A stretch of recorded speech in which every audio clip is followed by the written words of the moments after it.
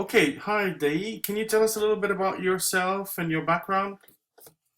Hi, Dan. Thanks for contacting me. Yes, I'm Imam Daayiee Abdullah, and I am Executive Director of Mecca Institute. I'm a, Executive Director of Mecca Institute, which is a Mecca Educational Center for Creative Academics, and we're an online, inclusive, and progressive Islamic theological school. Okay, so now we'll move a little bit to questions about surrounding the Orlando atrocity or massacre. So the first of all, what kind of message would you like to say to families and friends of the victims of the atrocity? Well, again, I acknowledge and send full condolences to the families, the friends, and the communities there in Orlando. Um, and that, the real issue here is that there's no need for violence, and violence is never the answer. And I want the people to know that I stand with them and honor the victims through the process of making certain that our communities coalesce together and stand against such issues when individuals decide that they must attack others who are different. Okay, so can you tell us a little bit how you understand what happened in the Pulse and also how it's been portrayed in the media? Well, um, coming to understand that as more and more information comes about, we have to continue to adjust until we find a very clear image of what's going on. But it was originally when I first heard it, being a black man in America, and being Muslim too, sometimes you go like, oh my God, let's hope they're not Muslim. Oh my God, I hope they're not a black person who did this. And so you get this sort of sinking feeling that happens. And so when I saw that it happened, I let the emotion flow through me so that I can move more quickly into how do we respond to this? How do we deal with these particular issues? Because this particular week, with the death of Muhammad Ali, who's a black man who exhibited what it really meant to be American and Muslim, his death, and I think it was really going to change how people thought about Muslims, even in this milieu that Donald Trump has. And then to have this happen and it allowed an eruption, though not as major as it could have been some years ago, but an eruption to where now people want to use Islamophobia as a way to hate those people. And I think that they're not getting the response that I think that Donald Trump in particular wants to get. Maybe from his cronies and his followers, but from the other parts of America, he's not getting the response I think he's looking for. Yeah, and there's been also a lot of speculation in the media and misreporting linking the killer Omar Mateen to ISIS, and is that justified in your view? Well, I don't necessarily think so, because when the FBI did investigations on him, which they did twice, they never were able to find any connection of him being involved with such organizations. And the people, his wife, who talked about him having some mental issues, and also co-workers as well, I think that this may point more directly to him having some type of mental health concerns and issues that may not have been dealt with, and this may have led or helped trigger his response. I mean, he was a security guard. He had access to guns and things of this nature because of his profession, but that didn't necessarily mean that most people who are security guards don't go around shooting people. So it means something else triggered that, and he happened to have access, and he utilized those tools to cause such harm and destruction.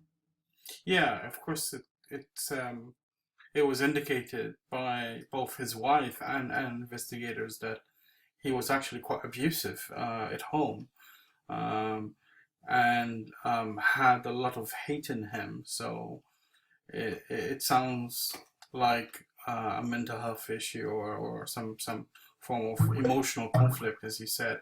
And then, I would like to throw something else out there too. is that when his father mentioned that he had seen two men kissing, and it had caused him, he became extremely upset about it. Not that this may necessarily be true, and it may turn out, but in Muslim society, sometimes men and women who are LGBTQ are forced into marriages, forced marriages. And if that's the case, it may have been an issue of him not being able to be who he really was, which is he might have been a gay person and struggling with that issue, and then covering it up, but with the marriage process. And in my counseling that I've done, pastoral counseling I've done, a number of men who were forced into marriages, some of them admitted they had become abusive towards their wives. So this may be a hidden factor that may reveal itself later. Yeah, yeah. And there's been a lot of speculation, quite negative speculation in the media, immediately linking Islam to what happened. What is your response to that? Well, uh, just because one can easily let ISIS or Daesh roll off their lips doesn't mean that there's any cognitive connection between those two things. And the media, of course, as we know from journalism, the rule of journalism, dog biting a man is not normal, but a man biting the dog is. So they're looking for something to titillate, to bring people to their particular website in social media terms. And so I think that they just too easily associate people, Muslim, thus Islam, thus equals ISIS. And there's not a real nexus in each one of those. Yeah, of course, what you say is corroborated by that, previously he swore allegiance to al-Nusra and to Hezbollah, which are totally opposed to ISIL or Daesh. So, he didn't really, it seems, have any strong allegiance to any group, and rather, what you said, an emotional conflict he has, whatever underpins it, he just tried to find some justification for it rather than it being the other way around, Islam being motivating him, whether a mental health issue or conflict is motivating him. Yeah. I think another thing, just on the mental health issue, is just that within Muslim context, the social media, the idea of mental health issues, that people don't necessarily want to deal with it really easily, or deal with it in such a way, because there's a shaming and the ostracification and ostracizing in terms of people being put out of the community or considered shameful in the family context. So that's something that really needs to be considered too, in terms of Muslim practitioners utilizing more modern techniques and letting the Quran be a source of comfort, but not a source of cure. So let's move to the Quran then, since you mentioned the Quran. What is the position of the Quran on same-sex desire? There is no position. So that's the thing about it. Within the text itself, there's nothing that says anything, and where it does have any connotation of sexuality, it would be in the Surah Nur, and that would run in the same position where it talks about marriage, that men should lower their gaze and not gawk at women. Women should cover themselves and present themselves appropriately in front of men who are not related to them. And then in that same concept of those men, that says men who have no desire for women, though the scholars will say that, oh, well, that just means those people are asexual, but I don't think so, because there are men who don't have desire for women, but they do have desire for men. And then in the next verse in 24:32, it talks about marry from the single among you. And then in the Qurans that you find that come out of the Gulf, it says, in parentheses, male and female, close parentheses, when the Arabic doesn't say that. And it says, marry from the single among you, even if it's among righteous male and female slaves. And then the Islamic law issue in Sharia is that there's another part in the Quran that talks about possession, whoever possesses by the right hand. And there have been historical legal issues where men want to have sex with their male slaves and women want to have sex with their female slaves. And so, of course, it's viewed as being not something good by the Wahhabis and Salafists, but it was something that people were allowed to do in some instances in some cultures. So yeah, so it's a matter of interpretation, like hadith and different schools of thought within Islam. Um, can you elaborate a little bit about just that shortly, briefly? Well, one of the problems with the hadith, and many scholars say there's less than 100 of them that really have good, strong historical foundation. But those other 4,900 that you find in Bukhari are just folklore. And it's within that folklore that you find certain combinations of a hadith that support domination and control by dynasty. You find women subjugated to abuse under patriarchy, and also that demonization of sexual diversity. So it's a variety of things you'll find there, but a lot of that relates to culture and people who may have taboos in their culture, and they came into the collection of the hadith through that process. Yeah, so it's obviously a matter of how you interpret the text and which interpretation is promoted by whom. Yes. And let's talk a little bit And about what time frame? in what time frame, of course. Yes, We'll very get much to so. that.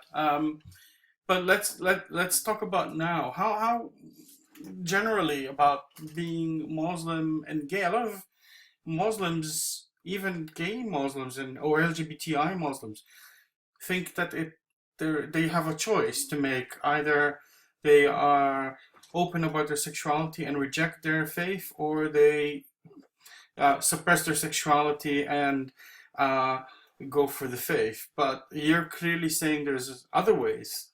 So can you talk about that? Well, I can, yes. I think that when people are confronted with that issue, they're really confronted with the aspect of stepping outside of the tribal or clan standards, meaning that everyone should do these kinds of things. They know best for each individual. And when a person becomes more individualized or seek to do things because as an individual they want to do so, then there's pushback.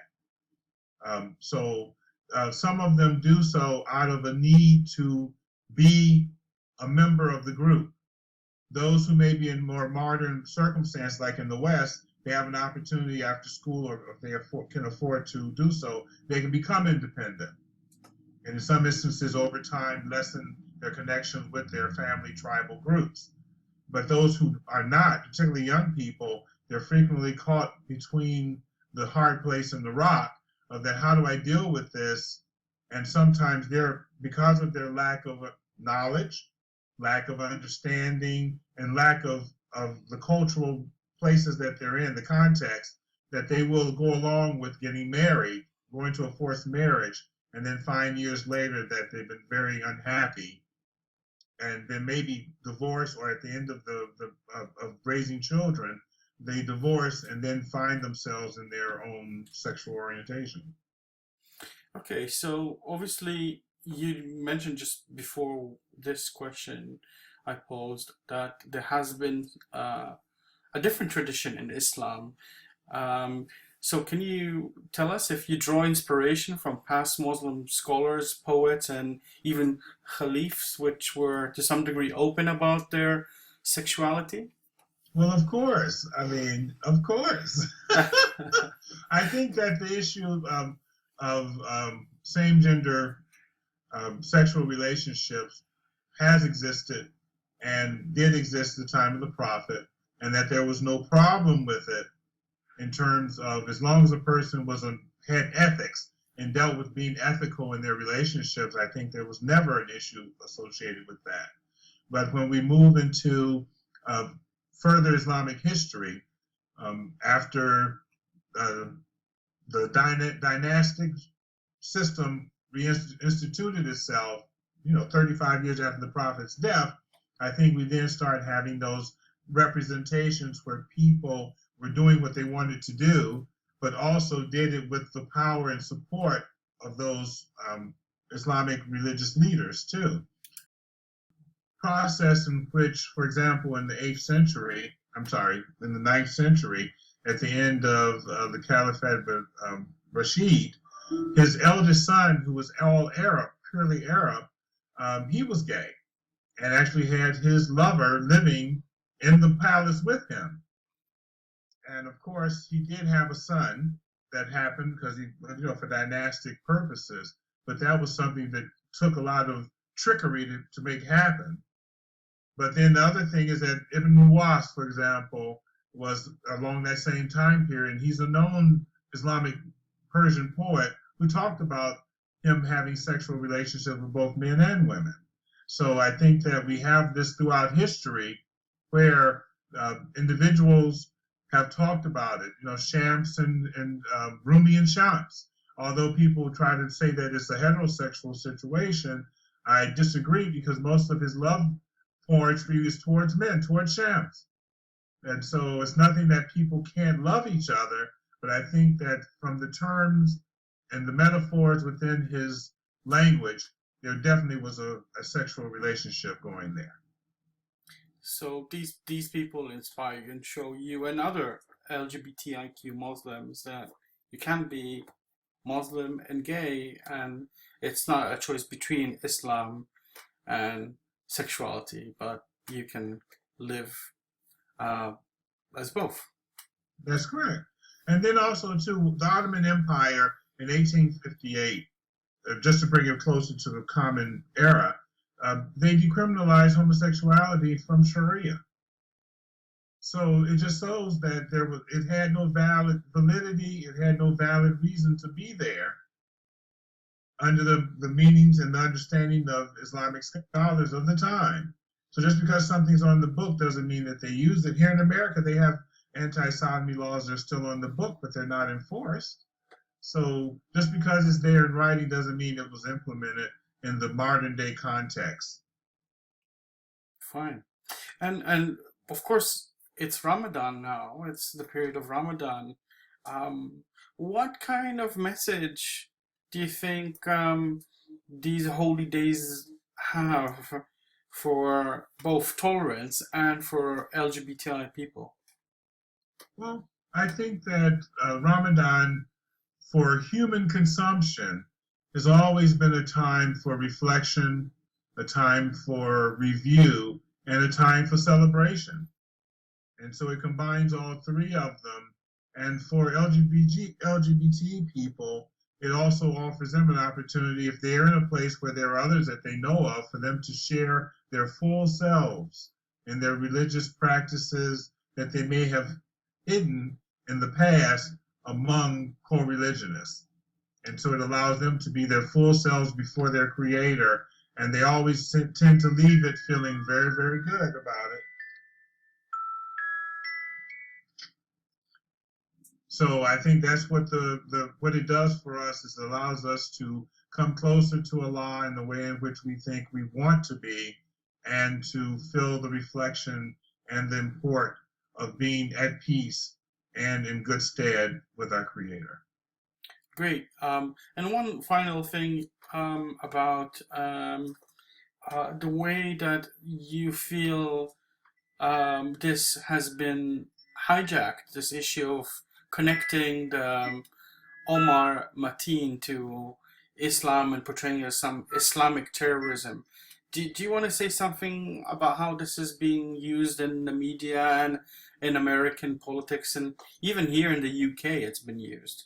Can you say that again? Because the phone rings. Just run that by me again. I'm sorry. That's fine. The whole politicization of Omar Mateen being so-called a Muslim terrorist or Islamic extremist, as the media wants to call it, both here in the UK and in the US even more. What do you have to say about this kind of political footballing with this image? Well, demonization is never good, no matter who's doing it towards someone else. And so I think the real issue is, again, them trying to sell newspapers to the general public. And the best way to do that is to titillate their fears. And I think this is exactly what it does. And it also plays into some governmental frameworks that allows them to continue to want to build armament to protect us from those particular people over there. Yet the very same Americans here who are buying into that don't see that the government officials and others, corporations stuff are trying to steal their money from them, coin by coin, their Social Security, removing that, taking away their social net, all these different types of things, which is money, but it's the thing that makes human life better. And they're continuing to promote that we should be doing things to make sure we can take away human life. So it's a contradiction in terms of the honesty of the journalists. We're not in Walter Cronkite days anymore, And so, but it calls into question, and I think there are some young people who are doing so on the social media, but it calls into question sometimes the corporate news media that they're playing into the process and by demonizing the other. Of course, there was almost no mention in the media about this white non-Islamic man who was on his way to shoot people in LA Pride, and that Yes, somehow got totally lost in the reporting.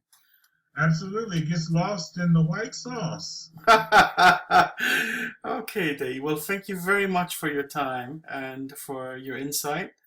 And I'm sure our readers will be very interested to hear your views and comment. Okay, well, you take care. Thank All you. right.